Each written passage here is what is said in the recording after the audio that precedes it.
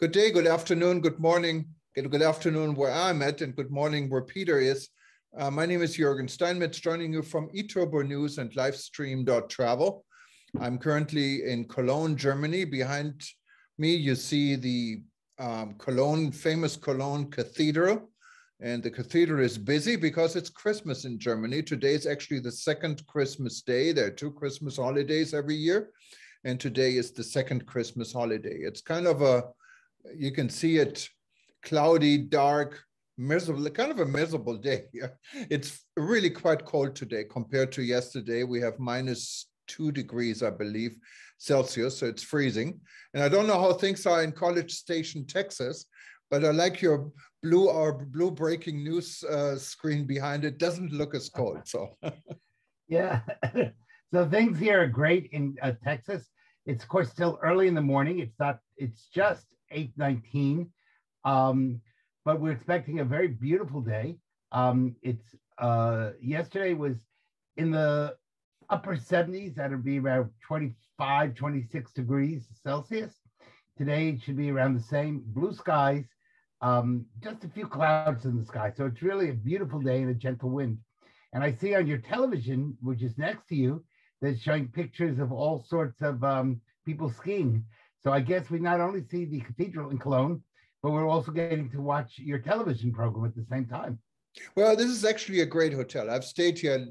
Look, I'm paying full price. I'm not advertising for the hotel, but it is a nice hotel. I'm staying at the Grand Hyatt, or Hyatt Regency better, in Cologne. And as you can see, you walk over this bridge, and it's the bridge where all the intercity trains go between Cologne, the fairground, what is Deutz, to the main train station. And it's right where the cathedral is. So it's a great location. And at night, the cathedral is lighted.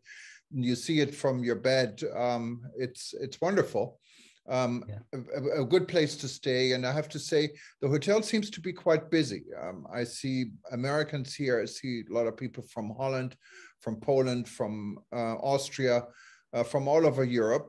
So it seems like people are traveling despite the COVID outbreak, and similar to it is in the United States. The Omicron is a big concern. Luckily, for some strange reason, Germany seems to be the only country where every day the numbers went down. And they're down again today, I think more than 20% from yesterday. And this is kind of the trend all week.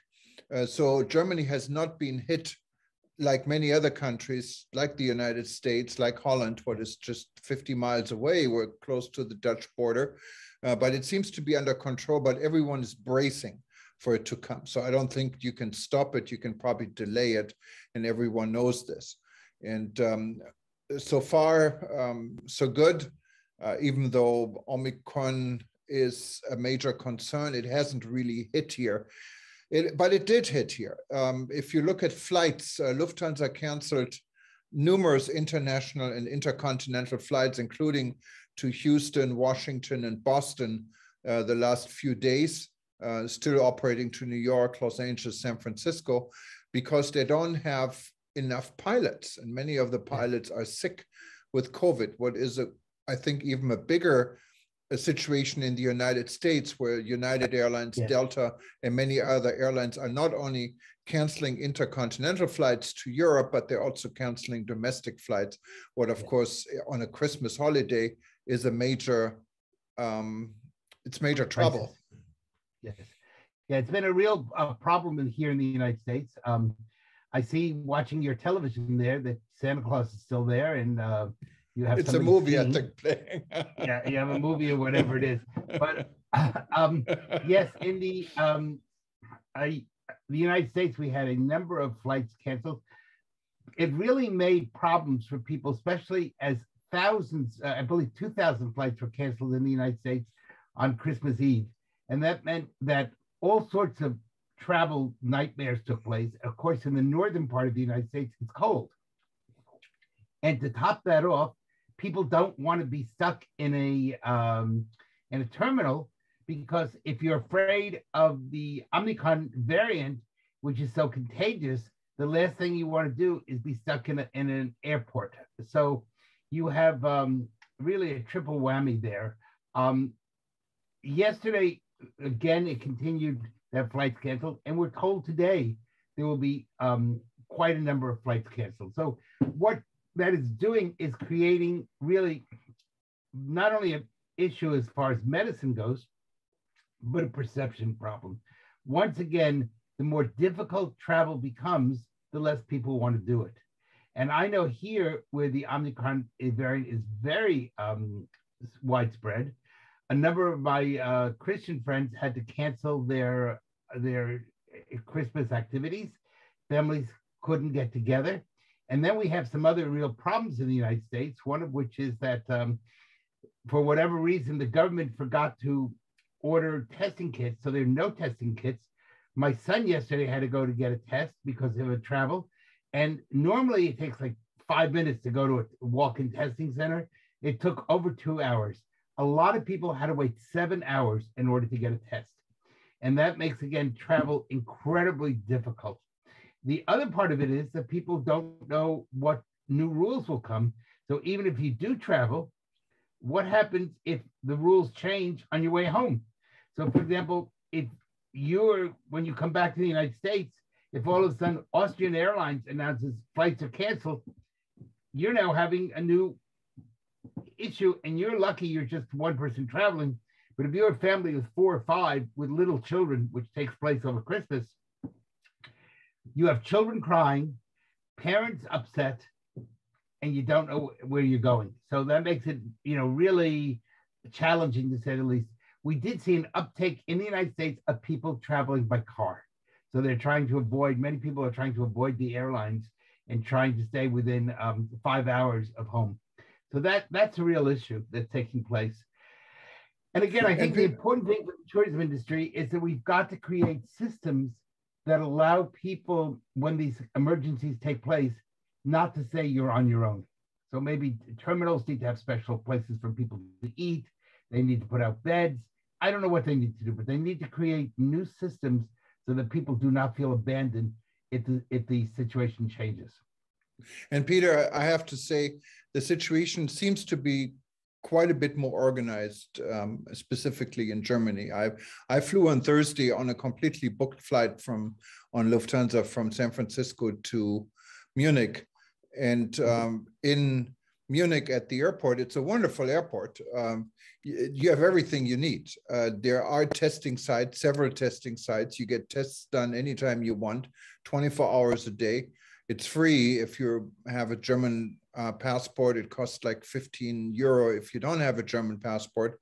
And it's very quick, it's very efficient. And the same is in all the cities. Like here, you can actually go to the cathedral you see across, and there are testing sites. You can get tested. There's no wait. It takes a few seconds. Yeah. And I think we need to get to this point, specifically with the situation with Omicron spreading. We need to have enough tests. You can take tests at home. And I can tell you, celebrating Christmas with my family, my sister insisted that I have a test before I meet with my family. And it's understandable because you have a responsibility. And I can tell in my family, we had 2 COVID cases. My nephew in New York couldn't fly in, and he was supposed to join us with his wife. And they're both down with COVID. So it's a real situation. It's a real problem. I congratulate the Germans for being organized. Unfortunately, our current government is the other way. We're terribly disorganized. And this is really the worst we've ever had since the COVID started in disorganization. Admitted right from the very top that they did not order enough tests. In fact, the vice president said, "Oh, we didn't see it coming," which is kind of hard to believe, but it's the reality.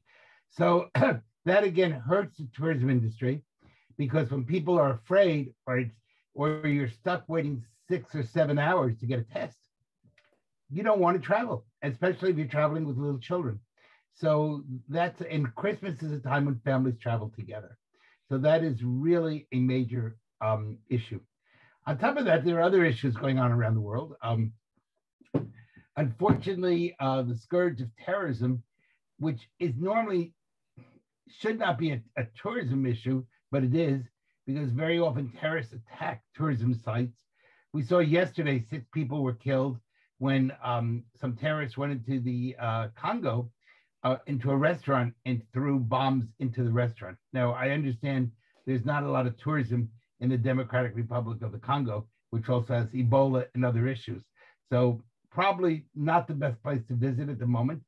But the important thing is the importance for tourism to maintain safety and security and to make sure that what happens in the Congo, excuse me, doesn't happen in other places around the world. Tourism traditionally has been a magnet for terrorism. And we know that in Europe, as far back as the Meinhof gangs in the 1960s and 70s, they attacked tourism spots. Italy had the Red Brigades, and the importance of making sure that people are safe both physically and from a perspective of health. So those are things that need to be worked on. Interestingly enough, a number of countries are looking more and more at protecting at least major tourism restaurants, major tourism hotels, and major tourism sites. For example, what would happen if at the cathedral that across the way from you, somebody threw a bomb? And look, and this is it's a scare.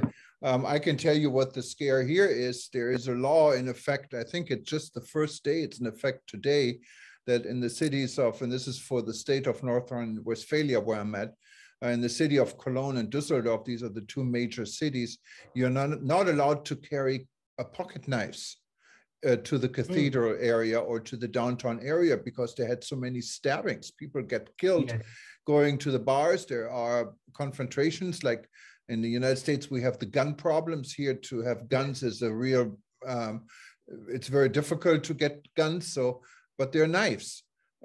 People are creative. If you want to do harm, you find ways to do harm. And now if you're caught with the pocket knife, there are strict penalties, I think €5,000 in jail time if they catch you here in downtown Cologne with a pocket knife. So how do they reinforce that? How do they have testing places to see if you have a knife on you, or do the police stop you, or how do they know if I have a pocket knife? No, they don't really stop you. But if there's a fight or anything like this and people get involved in it, then of course they check. But you know, you're not going to get stopped by police, and people are not going to ask you unless there's a reason. But at least, you know, psychologically, it's doing something. There are, from what I understand, to the Old Town area in here, both in Cologne and Düsseldorf, what it's a major party area. Now it's closed, it's Christmas Day, but when they open tomorrow again, that there are checks when you go in. So if you wanted to be in that area and you wanted to visit the restaurants and the bars, yes, you do get checked like you do in the United States. You go through a metal door, and I don't know how they're going to do it here if there's a metal door, but they will have a way of checking it. Yeah, certainly that's a major problem in London, where people get stabbed all the time. And it's a real issue. I'm not sure how we're going to prevent all of those from taking place, but we will need to think about it. I once thought, you know, often we have these no gun zones. So I thought, well, maybe we should just have no crime zones. And if the sign will stop guns, then maybe the sign will stop all crime. Obviously, I'm being sarcastic on some level. But this is a real issue. It would be an easy fix, wouldn't it? Yes, it would. Just we put up signs all over saying no crime zone. Go someplace else to have your crime, and then that will make it. Or crimes are illegal, and that would solve the problem. I don't think that will happen, but I do think that we're going to see next year, you know, a rise in frustration, and that's going to be a really interesting thing to do, especially if there's another variant of COVID. Now, it might be. And viruses traditionally do create variants, and these variants often become weaker. And that may be what's happening with the COVID, where it's not attacking the lungs, it's only attacking the upper respiratory system. And so maybe what we're seeing is that COVID will go from a pandemic to an endemic. Endemic is a much normal type of thing. We have lots of endemics around the world, and we've learned to live with them. But I think from the tourism perspective, it's really important that the industry stop somewhat complaining and start doing. And that means we have to really show people that they can live in a world of COVID, they can travel, and that when something happens or if there's a last moment change, the tourism industry is backing them rather than just letting people feel abandoned. And if we can do that, then I think we'll begin to regain the confidence that's needed in order to begin to get things going. And Peter, there is an interesting, I mean, talking about what you're saying, there's an interesting study what was concluded by the Thailand Department of Medical Science, and Dr. Supaket Srilak, he's the Director General of the department, said that the Omicron is spreading 70 times faster than the Delta variant. However, the Omicron did not harm lungs like the Delta. Of the Delta cases, as many 50% were admitted to hospitals in Thailand, while the rate among the Omicron cases in Thailand, admission was only about 20%. At present, Thailand has 16% of all COVID cases are Omicron. So the number is rising because it's so contagious. But the percentage of Omicron cases among tourism arrivals rose from 25 to 53%. So that is an enormous rise. Yeah. Of 205 Omicron cases in the country, 180 were visitors and 25 others were Thai people who had not left the country but had met or had interaction with these visitors. So it looks like the visitors industry is somehow responsible for transporting this Omicron virus over borders. Well, absolutely. The problem is, how do we protect both the local population and the visitor when things change? And they will change. I think one of the things that we're going to see this winter is that you're going to see a rise in the flu. Now, again, people tend to forget that the flu, a cold, and COVID are all coronaviruses. They're interrelated. They're like a family. So we're going to, if we have an increase in the flu, will people traveling with the flu infect other people? Now, we test for COVID, we don't test for the flu. Many people who have been vaccinated for COVID didn't bother to get a flu vaccination.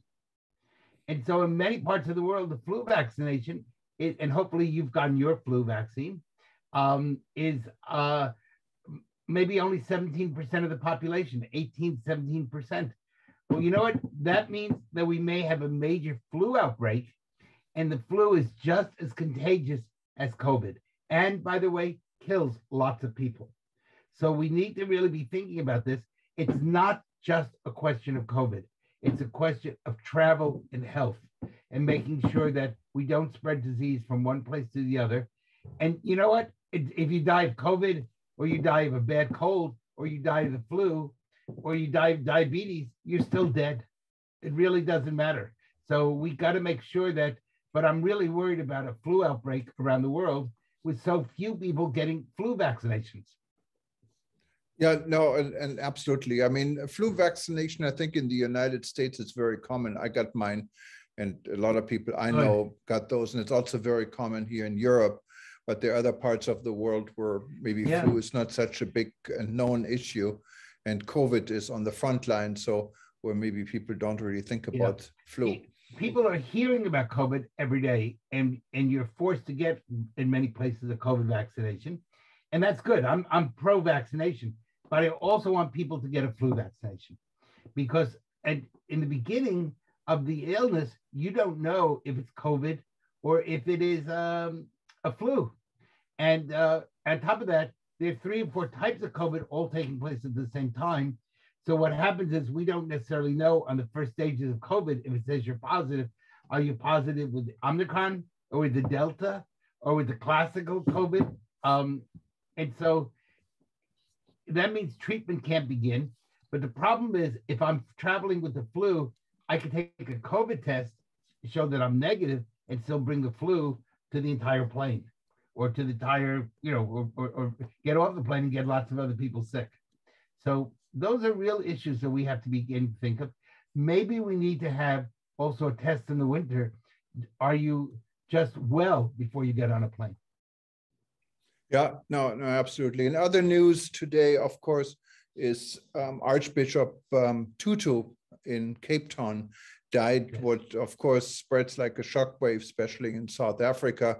He is a receiver of the Peace Award and has been, of course, instrumental in rebuilding South Africa after apartheid. I understand from our friend Jeffrey Lipman, he has been a big supporter of world tourism.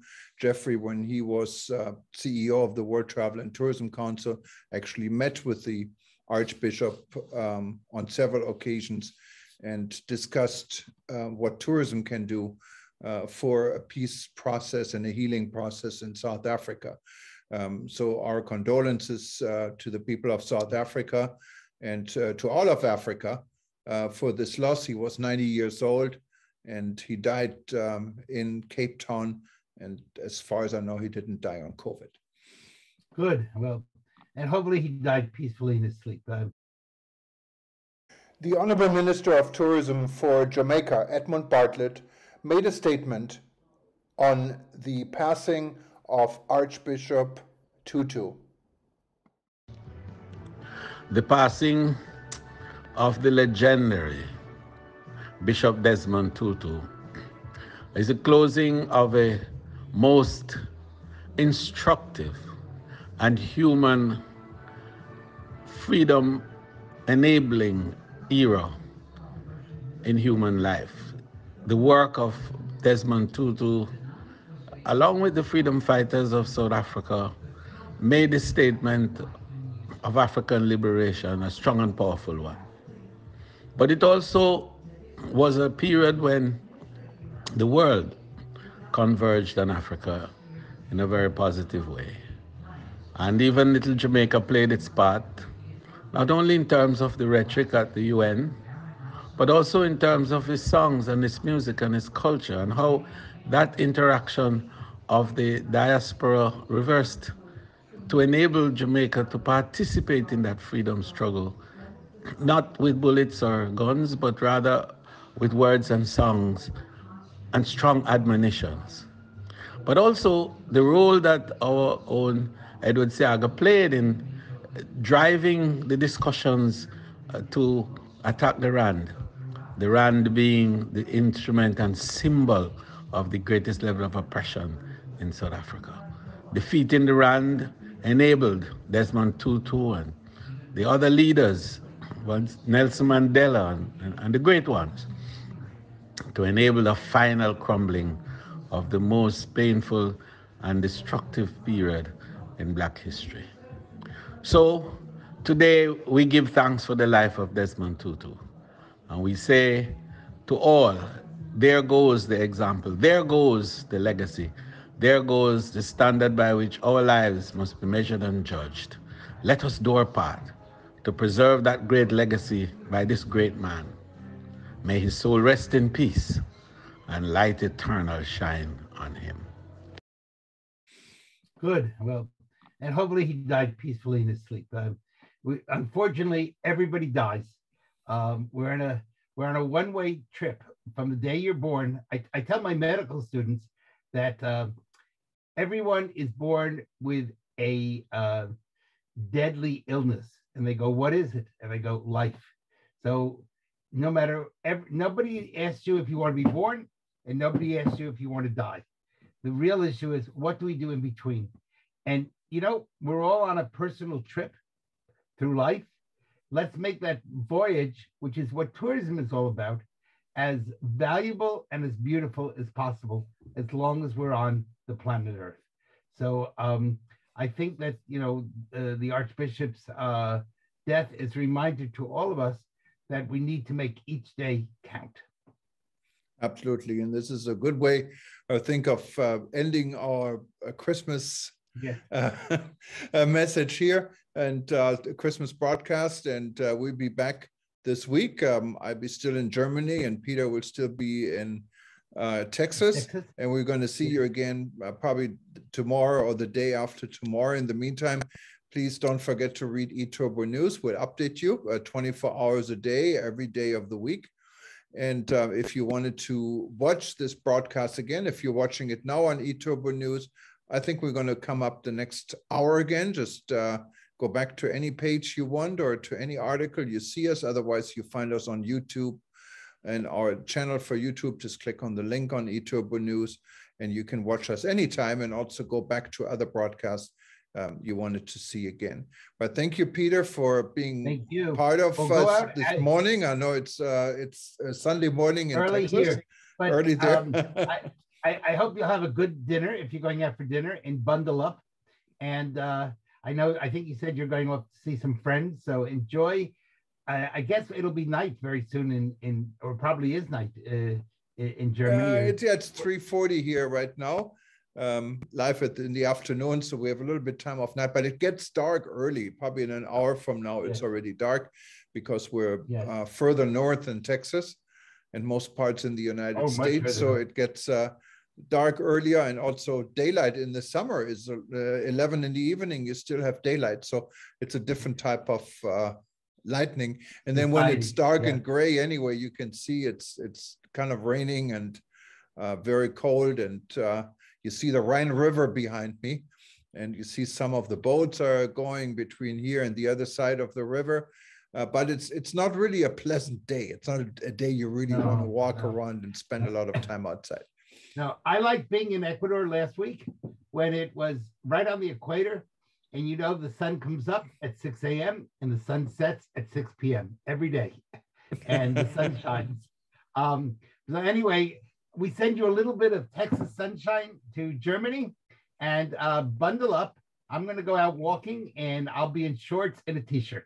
So take care. Bye-bye. Well, I'm probably we have a nice pool in here and it's warm there. There's a sauna. So maybe I'm going to take advantage of that before we go. If I get a spot, because now you cannot just go down there. You have to reserve a space because of social distancing, I guess. So anyways. So social distance in the pool? Yeah, they allow 4 people in the pool at the same time. And you have to